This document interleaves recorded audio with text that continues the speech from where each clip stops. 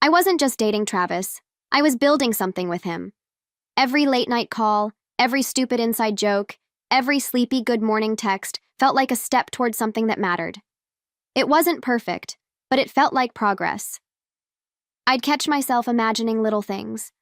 Sharing an apartment, planning lazy Sunday brunches, maybe even a future with both our names on the mailbox. Silly stuff, I know, but it made me feel warm. Safe. Like maybe this time, love would actually stick. Lately, though, something had changed. He wasn't rude or distant, just not fully there. His texts were shorter, his laugh didn't reach his eyes, and when I tried to lean in emotionally, he seemed to pull back. But I didn't jump to conclusions. I figured maybe work was stressing him out, or life was just weighing heavy. People have off days, relationships ebb and flow. I didn't want to be the paranoid girlfriend, because deep down, I still believed in us. I believed that the quiet was just a phase, a storm we'd weather. I'd already started making plans in my head. Weekend getaways, cozy movie nights, maybe even moving in together one day. The kind of future that makes you smile for no reason when you think about it.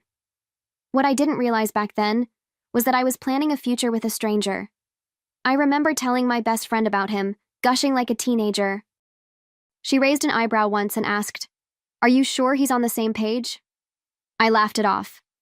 Of course he was, or at least I thought he was. He said the right things, held me like I meant something, and when I looked in his eyes, I thought I saw someone building the same dream. But now that I think about it, maybe I only saw what I wanted to see. There were small things I brushed off. He never let me come to his place, always had an excuse. Something about his roommate being annoying or the place being messy, and when I offered to help clean or bring food over, he'd say, "Let's just hang out at yours instead." At the time, it felt sweet, like he preferred being in my space. I told myself he was just private, that not everyone opens up quickly. But the truth is, I was already opening every door, while he was quietly locking his. I was planning dinners, he was dodging details. I was dreaming about we, and he was living in me. Still, I kept showing up, with hope, with heart, with hands wide open. Because that's what love is, right? Showing up even when it's uncomfortable. I didn't realize I was showing up to something that never truly existed. There's a kind of comfort that comes with believing in someone, like a soft blanket you wrap around the doubts. That's what I did with Travis. I wrapped my gut feelings in, he's just tired, and things will get better. I ignored the way he flinched at questions about the future. I silenced my own instincts because I wanted this to work. I really did. And when you want something that badly, you start editing the truth to make it fit your story.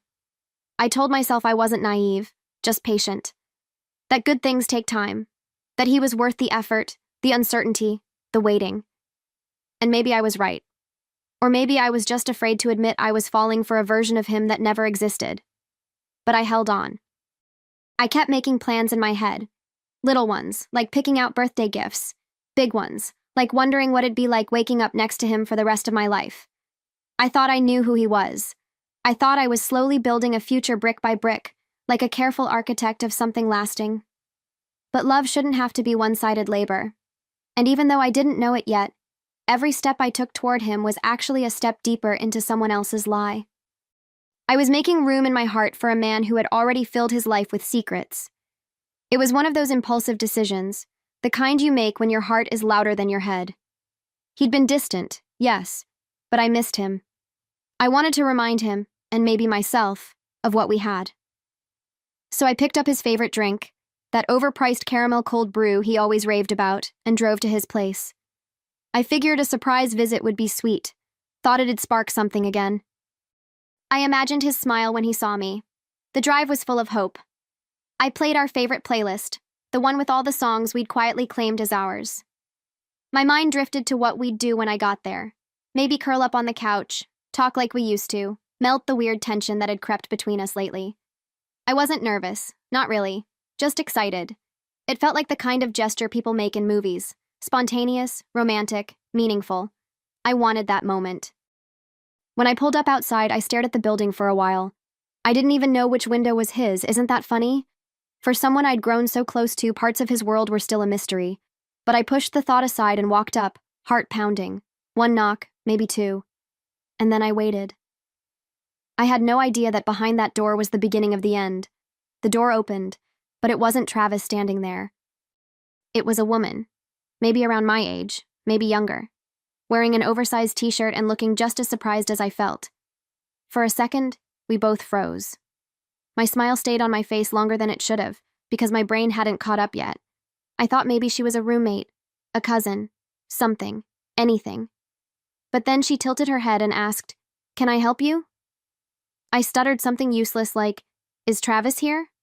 Her eyebrows pulled together, cautious. "Travis?" she repeated. And then she said it, casually, like it meant nothing. "My boyfriend isn't home right now, but he'll be back in about 2 hours." I don't remember what I looked like in that moment, but I remember the way my stomach dropped. Everything inside me went still. Cold, heavy, like the air had been knocked out of my lungs without anyone touching me. She said it so easily, like it wasn't a sentence that would split my world wide open. I nodded. Or maybe I didn't. I couldn't feel my body. My hands were still holding the coffee, but my heart was somewhere else entirely. My thoughts were sprinting in every direction, trying to make this make sense. But it didn't. It couldn't. Not if she was calling him boyfriend. Not if she said it like she had every right to. I wanted to scream. I wanted to ask her a million questions.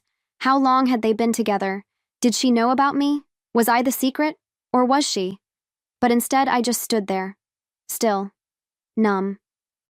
The kind of numb that isn't quiet, but deafening.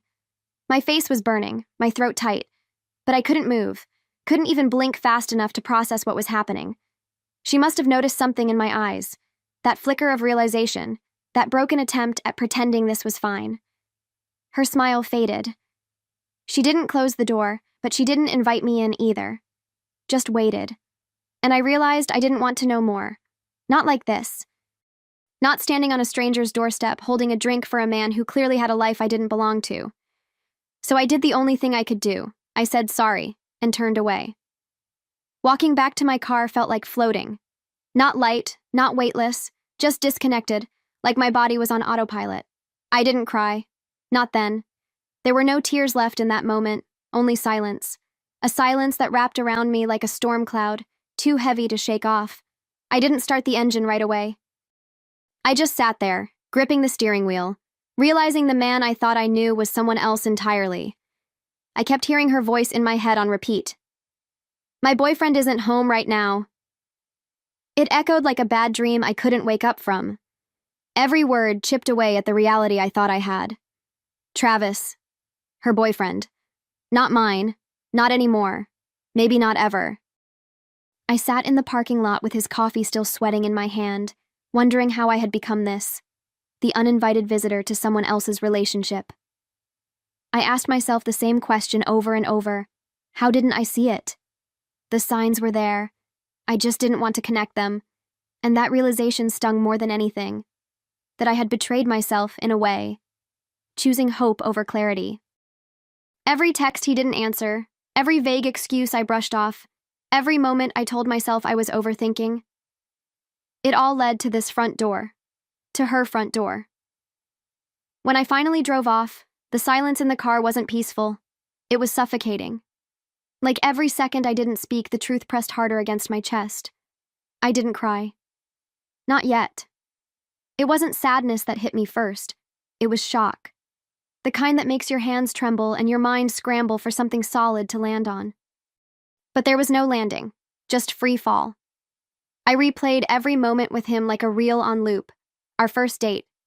That time he made me laugh so hard I snorted. The way he used to call me sunshine when I was upset. Were any of those moments real? Or were they just performances? Scenes in a story he was telling to multiple women at once? The thought made my stomach twist. I wasn't just heartbroken. I felt fooled. Cheapened. Like my love had been a game he never intended to finish. I kept thinking about her, the girl at the door. She didn't deserve this either. None of us did. I didn't know who else was part of his carefully orchestrated lie, but suddenly it felt bigger than just me. This wasn't one mistake. This was a pattern, a carefully hidden life. And I had walked into it like someone stepping onto stage mid-scene, not realizing they weren't the lead. I had been a background character in his drama, but what hurt the most was the quiet. The way I left without asking for answers, the way I didn't scream, didn't accuse, didn't break anything. I just walked away. Because deep down, some part of me already knew. I wasn't shocked by what she said. I was shattered by how much sense it made. The truth had been there, whispering all along. I had just been too in love to hear it clearly. The drive home felt endless. I don't remember the traffic lights or the turns, just the weight. The kind of weight that makes your chest ache and your jaw clench without realizing. I kept waiting for the tears to come, for the heartbreak to crash down in waves, but all I felt was quiet. A quiet so loud it roared in my ears. It wasn't grief yet. It was something colder, emptier. I sat on the edge of my bed when I got home, still holding my keys like I didn't know what to do without them. The silence followed me in, settled on my shoulders like a blanket soaked in betrayal. I didn't reach for my phone. I didn't scream. I just sat there, staring at nothing, trying to remember what it felt like to trust someone, trying to remember who I was before him. That night, I didn't sleep. I didn't eat. I just stared at the ceiling, my mind rewinding every moment we'd shared, looking for clues, looking for the moment he decided I was disposable. But there was no warning shot, no dramatic sign, just quiet choices he made, and louder ones I didn't. The worst part? I hadn't lost him that day. I'd never really had him in the first place. I didn't rush to confront him. There was no rage-fueled text, no dramatic phone call. Just silence. Controlled, deliberate silence. I needed time, not to process what happened, but to see it clearly. I wasn't after closure anymore. I was after truth. And not just his. Mine. I started watching him from a distance, not as someone who loved him, but as someone gathering evidence. He kept acting like nothing happened. Same lazy texts, same hollow good mornings. I responded just enough to keep him unsuspecting. But I was digging now, scrolling through his social media, cross-checking names he casually mentioned before. I found patterns, the same comments, the same recycled lines, the same heart emojis to different women. It was like watching a magician fumble his tricks under a spotlight. The worst part? He wasn't even careful. There were photos of him at places he said he'd never been. Women tagging him in stories he quickly untagged. He must have thought I'd never look. Or maybe he thought I'd never want to see. But once your eyes open, you can't unsee. And once your heart goes quiet, your mind gets sharper. I wasn't heartbroken anymore. I was focused. I started keeping a folder, not out of spite, out of clarity, screenshots, photos, timestamps. Every little piece that proved he wasn't just careless, he was calculated. There wasn't just me and the girl at the door. There were others. Plural. Some looked like me, some didn't. But we all had the same smile in those pictures. The smile of someone who hadn't realized she was being lied to. I couldn't believe how easy it was to find them. Just a bit of digging, a few reverse image searches, some comments he thought would stay buried. And there they were, the other versions of me. Other women thinking they were the only one. It was surreal, like watching a movie where I knew the ending, but still couldn't look away. But this time, I wasn't watching as the victim. I was watching as the editor. I didn't cry as I gathered it all. I didn't scream. I didn't throw things. I planned, quietly, carefully. If he was that good at spinning stories, I'd be better at untangling them, better at pulling the curtain back. I wasn't just going to disappear from his life. I was going to leave a crack in every mask he wore, and let the light do the rest. I blocked him. Everywhere. Not with anger, but with clarity. No explanations. No dramatic goodbye. Just a clean cut, like severing a cord that had been fraying for months. And then I did something he never expected. I reached out to every woman I'd found, one by one. I didn't accuse, I didn't blame. I just shared what I knew. Screenshots, messages, dates, proof. Some of them didn't respond. Some were angry, not at me but at themselves, for not seeing it sooner. And some thanked me. One said, "I thought I was crazy. Thank you for making me feel sane again." That's when I realized this wasn't just about me anymore. It was about undoing the story he'd written across multiple lives and showing each of us that we weren't alone in the lie. I didn't want revenge. I wanted restoration. Not just for me, but for every woman who had been pulled into his world and left questioning her worth. I wasn't going to scream. I wasn't going to plead. I was simply going to pull every thread he'd woven and let the whole thing unravel. And when it finally fell apart, I wanted him to watch. Weeks passed. Quiet ones. He must have noticed my silence eventually, because out of nowhere, I got a message from an unknown number. No greeting. Just, "Why would you do this to me?" That made me laugh. Not because it was funny, but because it was so typical. As if he were the victim now. As if exposure was worse than deception. He wanted answers.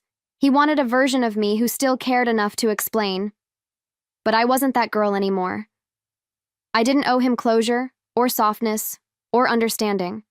I didn't owe him anything. So I didn't reply with words. I replied with a screenshot. A photo of the group chat I'd created. Dozens of names. All women. All real. All aware. We'd compared notes, lined up timelines, shared receipts. It wasn't chaos. It was community. And now it was loud enough that even he couldn't ignore it. I sent it without a single emoji, just the image, no caption, no threat, just truth. Cold, complete, undeniable. And then I muted the number. I didn't need to hear his excuses. I didn't want his apologies. I wanted him to sit in the wreckage of his own making.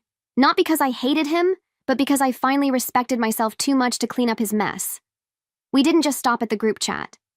A few of the women had been lied to for years. One of them had even met his parents. Another had introduced him to her kid. There was so much pain in our stories, but also so much power. We weren't just victims. We were witnesses, collaborators, a coalition of women who decided enough was enough. We shared everything. Then we shared it publicly. Reviews started popping up on his business pages. Not slander, just facts. Documented, dated, screenshotted. It wasn't a witch hunt. It was a mirror. One that finally forced him to see himself from the outside. Some of the girls left comments on his social media too, calling out the lies he had hoped would stay buried. Slowly, the polished image he curated began to crack, and the truth leaked out from underneath. He stopped posting after that. Deleted some accounts, probably panicked. I imagine it was the first time in a long while he didn't feel in control. But we weren't doing this to destroy him. We were doing it to free ourselves. From shame. From confusion. From the story we'd been tricked into starring in, and watching that false version of him unravel. It wasn't revenge. It was release. He tried reaching out one last time. Different number. Same desperation. He asked me to stop. Said I was ruining his life. But I hadn't posted a single word publicly. Not under my name. I didn't need to. The truth had legs of its own. And he wasn't being ruined. He was being revealed. There's a difference. He wanted me to feel guilty for breaking the illusion, but I felt lighter than I had in months. I didn't hate him. That's the part people never understand. Hate would have made him important. But he wasn't. Not anymore. What he did broke something in me. Yes. But it also rebuilt something else. A kind of self-respect I hadn't felt in a long time. I used to think love meant giving people the benefit of the doubt. Now I know real love starts with giving yourself the benefit of the truth. I never screamed. I never begged. I never stood outside his door, demanding answers. I just stepped away, and I left behind a trail of honesty so clear, he could never lie the same way again. Maybe he'll change. Maybe he won't. That's not my story to tell. Mine is simpler now. I trusted someone who didn't deserve it. And then I chose myself.